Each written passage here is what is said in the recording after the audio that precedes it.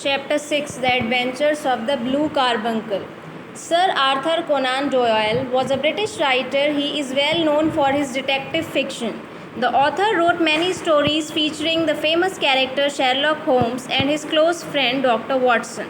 This story is written by Sir Arthur Conan. उन्होंने story लिखी है एंड इन्हें बहुत he was very famous for his detective fiction. वो फिक्शनल स्टोरीज़ लिखते थे, डिटेक्टिव स्टोरीज़ लिखते थे जिसमें बहुत सारा फिक्शन होता था, बहुत सस्पेंस होता था. एंड उन्होंने बहुत सारी स्टोरीज़ लिखी हैं. और उनके फेमस कैरेक्टर कौन थे? His famous character was Sherlock Holmes और doctor Watson. Sir Arthur Conan Doyle was born in May 1859 in Scotland. He was originally a physician. In 1887, he published a study in Scarlet, the first of 4 novels about Holmes and Dr. Watson. He wrote over 50 short stories featuring Sherlock Holmes. These stories are considered as milestones in the field of crime fiction. इनका जन्म में 1859 Scotland में हुआ and he was originally a physician. Physician means a doctor. वो doctor थे लेकिन उनका लिखने का उन्हें बहुत शौक़ था. His hobby was to write. So 1887 में उन्होंने अपनी first book a study in Scarlet launch की, लिखकर पब्लिश हुई, जो कि उनकी फर्स्ट नावल थी out of the 4 novels about Holmes and Sherlock doctor Watson. और उन्होंने काफ़ी सारी 50 शॉर्ट स्टोरीज़ लिखी हैं जिसमें Sherlock Holmes was his main character. और इनकी stories is considered as the milestone in the field of crime fiction. His other works include many plays. Sherlock Holmes is a fictional detective who lives at 220 Baker Street in London. यहाँ पर अब Sherlock Holmes के बारे में बताया जा रहा है. Sherlock Holmes is a character of Arthur Conan Doyle, उन्होंने अपना एक कैरेक्टर बना रखा था जिसका नेम था शेरलॉक होम्स. और उन्होंने अपनी बहुत सारी स्टोरीज़ में शेरलॉक होम्स को कैसे पोर्ट्रे किया है. He portrait Sherlock Holmes as a detective. Detective कौन होते हैं? Who is a detective? Detective is a जासूस. ठीक है. और वो कहाँ रहते थे शेरलॉक होम्स?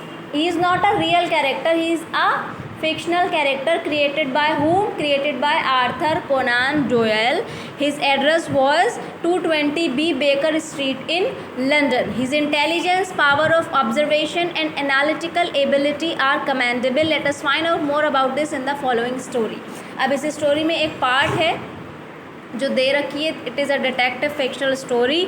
यहाँ पे Sherlock Holmes is portrait as a very intelligent and a very observatory character. उनका बहुत इंटेलिजेंस जो है, IQ लेवल बहुत अच्छा है एंड ऑब्जर्वेशन और एनालिटिकल एबिलिटी उनकी बहुत अच्छी है. स्टोरी पढ़ते हैं और फाइंड आउट करते हैं कि what is the story about. क्या है स्टोरी में, ऐसा क्या दे रखा है. It was Christmas time. Dr. Watson visited his old friend Sherlock Holmes at 221B Baker Street in London. Watson found Holmes still wearing his dressing gown and engrossed in the examination of a battered head with his magnifying glass. Christmas का time था और doctor Watson अपने old friend जो कि Sherlock Holmes हैं उन्हें मिलने के लिए जाते हैं. कहाँ पर? उनके address 221B baker street London में. और जब वॉटसन शेरलॉक होम्स से मिलने पहुंचते हैं वो देखते हैं शेरलॉक होम्स जो है वो अपना अभी भी पुराना एक गाउन पहने हुए हैं और he was busy engaged. Engross का मतलब इंगेज, वो बिज़ी होते हैं अपने बैटर्ड मीन्स बैडली डैमेज्ड. अब उनका जो हेड है उसको देख रहे हैं, एग्जामाइन कर रहे हैं with his magnifying glass. Magnifying glass मतलब लेंसेज जो होते हैं जैसे in the picture. Sherlock Holmes told Dr. Watson that Peterson, the security guard, had given him a hat and a goose. Now listen to the story very carefully क्योंकि story fictional है तो समझ नहीं आएगी, बीच में से छोड़ोगे. स्टार्टिंग से सारे कैरेक्टर सुनते जाइए तभी समझ आएगी. शेरलॉक होम्स डॉक्टर वॉटसन को बताते हैं पीटरसन जो कि एक सिक्योरिटी गार्ड है, उसने शेरलॉक होम्स को had given him a hat and a goose. एक हेड दिया है और एक गूज दिया है. Peter, you know what is a goose? You don't know what is a goose? Goose is a बतख. A large water but with a long net. एक बतख की तरह, डक की तरह. इन द सेम वे गूज भी होती है. Peterson found these two things when he was coming home at about 4 o'clock on Christmas morning.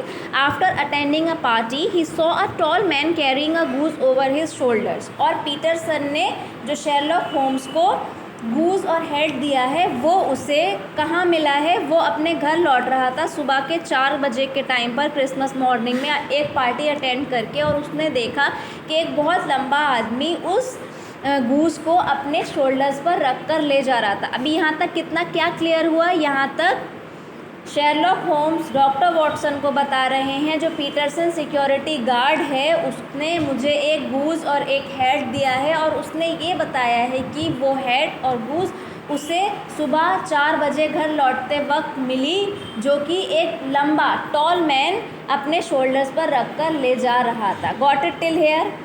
ठीक है। Suddenly, a group of rough young men attacked the tall man. One of the young men knocked the tall man's hat off. He raised his stick to defend himself and accidentally smashed the shop behind him. Peterson came forward to protect the tall man from his attackers. The tall man thought Peterson was a policeman, so he dropped the goose and ran away. The young man also ran away. Peterson then picked up the hat and goose and brought them to Sherlock Holmes. और क्या वहाँ पर what incident occurred there? क्या incident हुआ था जिसकी वजह से वो हैट और गूस पीटरसन को मिला? अचानक से कुछ यंग मैन ने उस टॉल मैन को अटैक किया, और one of the man from the young man's group knock the tall man head off. उन्होंने जो टॉल मैन था उसका हेड स्टिक से गिराने की कोशिश की। तभी जो टॉल मैन था वो अपनी स्टिक उठाता है एंड एक्सीडेंटली, जैसे वो अपनी स्टिक उठाता है अपने आप को डिफेंड करने के लिए, बचाने के लिए, अपने पीछे वाली जो शॉप था उसमें ही स्मैश द शॉप। स्मैश का मतलब कुछ ना कुछ वहाँ पर शॉप पर तोड़ दिया। तभी इतने में जो पीटरसन वहाँ से गुज़र रहा था सुबह के 4 बजे, वो आगे आता है उस टॉल मैन को प्रोटेक्ट करने के लिए, बचाने के लिए। तभी टॉल मैन को लगता है कि पीटरसन जो है ही इज़ अ पुलिसमैन। इसी वजह से डरकर टॉल मैन अपना हैट और अपनी गूस छोड़कर वहाँ से भाग जाता है। जिन लोगों ने उस पर अटैक किया था वो लोग भी ये सोचते हैं कि वो पीटरसन वॉज अ पुलिसमैन, वो लोग भी वहाँ से भाग जाते हैं। तभी पीटरसन उस गूस को और उस टॉलमैन के हेड को उठाता है और लाकर शेरलॉक होम्स को दे देता है। Sherlock Holmes had kept the hat and given the goose to Peterson for his wife to cook. A card attached to the bird was addressed to Mrs. Henry Baker and the initial HB were imprinted on the head, suggesting it belonged to Mr. Henry Baker. Sherlock Holmes वो head अपने पास रख लेते हैं और goose जो है वो पीटरसन को ही दे देते हैं, कहते हैं अपनी वाइफ को देना and she will cook it. और जो गूस है, गूस के गले में गूस के गले में उन्होंने एक टैग लगाया हुआ है। उसके ऊपर क्या लिखा है? उसके ऊपर लिखा है address to Mrs Henry Baker and initials का मतलब होता है नेम की शॉर्ट फॉर्म, सिर्फ इनिशियल फर्स्ट लेटर लिख देना, HB। हेनरी बेकर का HB लिखा है और हेड पर लिखा है imprinted on the head suggesting it belong to Mr Henry Baker, जिससे ये शो हो रहा है कि हेड जो है वो किसका है? मिस्टर हेनरी बेकर का। From the size and appearance of the head, Holmes deduced that Henry Baker was an intelligent man, was less well off than he had been earlier, and a man of self-respect. Deduced का मतलब concluded. Head का appearance और size देखकर Sherlock Holmes जो है वो इस नतीजे पर पहुंचते हैं कि हेनरी बेकर जो है वो एक इंटेलिजेंट आदमी है एंड बट वो he is not that rich, वो इतना रिच नहीं है जितना कि पहले था, but he is a man of self respect, वो एक इज़्ज़तदार इंसान है। At this point Peterson return to tell them that during the preparation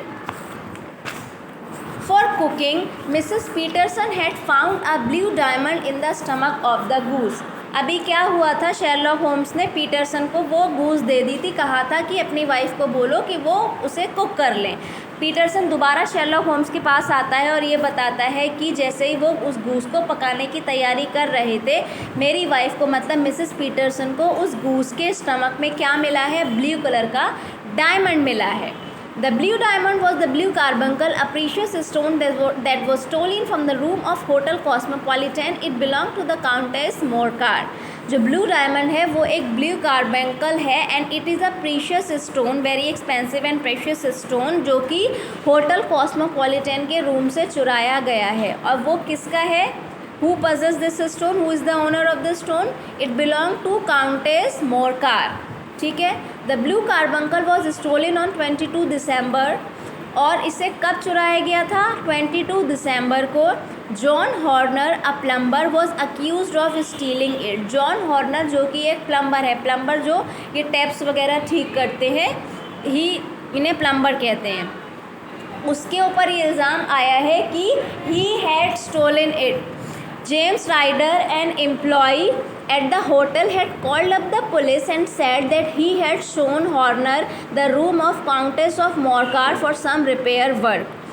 जो जेम्स राइडर एक होटल में एम्प्लॉई है, ठीक है, वो पुलिस को कॉल करता है और बताता है कि उसने प्लम्बर को, जॉन हॉर्नर एक प्लम्बर है और जेम्स राइडर जो है वो एक एम्प्लॉई है होटल में। जेम्स राइडर कॉल करते हैं पुलिस को कि उसने प्लम्बर को बुलाया था और काउंटेस मॉर्कर का रूम दिखाया था, वहाँ पर कुछ खराबी थी टैप्स में, उसे ठीक करने के लिए जॉन हॉर्नर को बुलाया गया था। As he had some work in hand, he left the room and when he returned, Horner had disappeared and the diamond had been stolen. Hence, John Horner was arrested। और वो उसे कुछ काम था, जेम्स राइडर को कुछ काम था, इसीलिए वो होटल के रूम से चला गया प्लम्बर को रूम दिखाकर। लेकिन जब वो वापस लौट कर आया, उसने देखा कि जो प्लम्बर था वो वहाँ से ब्लू कार्बंकल चोरी करके जा चुका था। इसी वजह से जॉन हॉर्नर को अरेस्ट कर लिया गया था। ठीक है। Sherlock Holmes placed an advertisement in the evening papers so that Henry Baker could come and collect his things from Baker Street। तभी शेरलॉक होम्स ने एडवर्टीज़मेंट पेपर में छपवाया इवनिंग के टाइम में कि हेनरी बेकर जो है वो आकर अपनी चीज़ें उनके पास से ले सकते हैं। Henry baker turned up and took his things. He was completely unaware of the blue carbuncle. In fact, he was more worried about the goose, so Holmes gave him a fresh one। Henry baker को जब advertisement Henry baker ने newspaper में देखा कि उनका hat और उनकी एक गूस जो थी वो उस दिन लड़ाई झगड़े की वजह से खो गई थी, वो शेरलॉक होम्स के पास है, तो वो शेरलॉक होम्स के पास अपनी चीज़ें लेने के लिए जाते हैं। लेकिन उन्हें कुछ भी नहीं पता था हेनरी बेकर को ब्लू कार्बंकल के बारे में। ठीक है। He was worried about the goose. उन्हें अपनी गूस की चिंता हो रही थी, इसी वजह से शेरलॉक होम्स ने उन्हें एक नई गूस दे दी, फ्रेश वन मतलब। Henry Baker then told Sherlock Holmes that he had bought the goose at the Alpha Inn. तभी हेनरी बेकर शेरलॉक होम्स को बताते हैं कि उन्होंने गूस कहाँ से खरीदी थी, अल्फ़ा इन से खरीदी थी। Holmes and Watson set out to find about the blue carbuncle. They went to the local inn where Henry Baker had bought the goose. They found out that the goose had been bought from a salesman called Breckenridge in Covent Garden। Holmes और Watson अब जहाँ से Henry baker ने वो goose को ख़रीदा था blue carbuncle का पता लगाने के लिए, और वहाँ जाकर उन्हें पता लगता है हेनरी बेकर ने उस गूस को एक सेल्समैन से ख़रीदा था। सेल्समैन का नाम था ब्रेकनरिज, जो कि कहाँ रहता है, in Covent Garden. So Holmes and Watson went to Covent Garden market to get some information from the Breckenridge. Breckenridge told them he had bought the goose from Mrs. Oakeshott, a poultry and egg purveyor in Britain। अब Holmes और Watson कोवेंट Garden market जाते हैं ब्रेकनरिज से कुछ information निकालने के लिए, और ब्रेकनरिज उन्हें बताता है कि ब्रेकनरिज ने वो गूस कहाँ से ख़रीदी थी, मिसेस ओकशॉट से ख़रीदी थी, जो कि एक सेलर हैं, poultry where here means seller. ठीक है। After Sherlock Holmes and Doctor Watson had walked some distance away from Covent Garden market, they heard angry voices from the stall they had left। Turning round, they saw Breckenridge arguing with a man। Suddenly, the man turned, ran off down the dark street। फिर उसके बाद Sherlock home और Watson वहाँ से जाने लगते हैं। थोड़ी दूर जाते हैं, तभी वहाँ से जहाँ से वो आए हैं वहाँ से उन्हें कुछ आवाज़ें, गुस्से वाली आवाज़ें या शोर सुनने को मिलता है। एंड जब वो मुड़कर देखते हैं तो देखते हैं ब्रेकनरिज जो है वो एक इंसान से आर्ग्यू कर रहा है, और अचानक से वो इंसान वहाँ से भाग जाता है और अंधेरे में कहीं गुम हो जाता है. Holmes and Watson followed the man and soon caught up with him. The man told them that his name was James Ryder. Holmes then asked James Ryder to accompany him to Baker Street. Holmes then told him about the goose and the blue carbuncle that came out of it. James Ryder confessed his crime and told the whole story. Holmes and Watson उस इंसान को follow करते हैं, follow करके वो उसे पकड़ लेते हैं. तभी वो इंसान बताता है कि उसका नाम क्या है. His name is James Ryder. And पूरी बात होती है, जेम्स राइडर उन लोगों को बताता है कि अपना क्राइम कन्फेस कर लेता है, अपना जुर्म कबूल कर ले, एंड पूरी स्टोरी बताता है. स्टोरी क्या है? Ryder had come to know about the blue carbuncle from Catherine Cusack, the maid of the Countess of Morcar. Ryder had stolen the diamond and wanted to leave no track of being the thief, so he framed John Horner. Ryder को जो है उस blue diamond के बारे में Catherine कुसैक से मालूम पड़ा था. कैथराइन कुसैक कौन है? वो नौकरानी है मोरकार की काउंटेस की. और फिर राइडर ने उस डायमंड को वहाँ से चुरा लिया था एंड कुछ भी वो निशान नहीं छोड़ना चाहता था अपनी चोरी के. इसी वजह से उसने जॉन हॉर्नर को फ्रेम किया, जो मतलब खुद से ही एक कैरेक्टर फ्रेम किया. After stealing the diamond, James Ryder went straight away to Mrs Oakshott's farm. Mrs Oakshott was his sister. और उस डायमंड को चुराने के बाद वो डायरेक्टली मिसेस ओकशूट के फार्म पर जाता है. मिसेस ओकशूट कौन है? जेम्स राइडर की बहन है. She reared geese for the market. Ryder had an idea. He caught one goose and thrust the diamond down its throat. Meanwhile, his sister came, and as he turned to speak to her, the goose mixed among the other geese. His sister told him to choose a goose. तभी वो वहाँ जाता है, एक goose को उठाता है और डायमंड जो है वो उसके थ्रोट के अंदर डाल देता है. जितने देर में उसकी सिस्टर आती है और वो उससे मुड़ता है बात करने के लिए, उतनी देर में वो गूस जो है बाकी सारी गूस के साथ मिक्स हो जाती है. अब उसकी सिस्टर उससे कहती हैं कि कोई भी एक गूस चूज़ कर लो, बिकॉज उन्हें नहीं पता है कि किस गूस के उसने थ्रोट में वो डायमंड डाला है. Now Ryder chose the one which he thought had the diamond. अब फिर अंदाज़ा लगाकर गैस करके वो एक गूस को चुन लेता है जिसमें लगता है कि मैंने इसके गले में डायमंड डाला है. When he took the goose home and cut it, he did not find the diamond. He hurried back to his sister's farm, but she had sold all the geese to Breckenridge of Covent Garden. फिर जब वो घर जाता है, उस goose को cut करता है, उसे उसके गले में डायमंड नहीं मिलता है, उसके स्टमक में डायमंड नहीं होता है. फिर वो दोबारा भागकर अपनी सिस्टर के फार्म में आता है और उससे पूछता है बाकी गूस कहाँ है. तभी उसने सारी गीज जो हैं वो ब्रेकनरिज जो कोवेंट गार्डन का है उसे बेच दिए होते हैं. Now Ryder fell on his knees in front of Holmes begging for mercy. He told him he had never ever committed any crime. He pleaded to be pardoned. अब जो है राइडर पूरी स्टोरी बताकर शेरलॉक होम्स और Watson के सामने अपने घुटनों पर गिर जाता है और अपने किए की माफ़ी मांगने लगता है और कहता है उसने आज तक कभी कोई क्राइम नहीं किया. This was the first time. And वो कहता है कि प्लीज़ फॉरगिव मी, आप मुझे माफ़ कर दीजिए. Holmes listen to him and allowed Ryder to leave.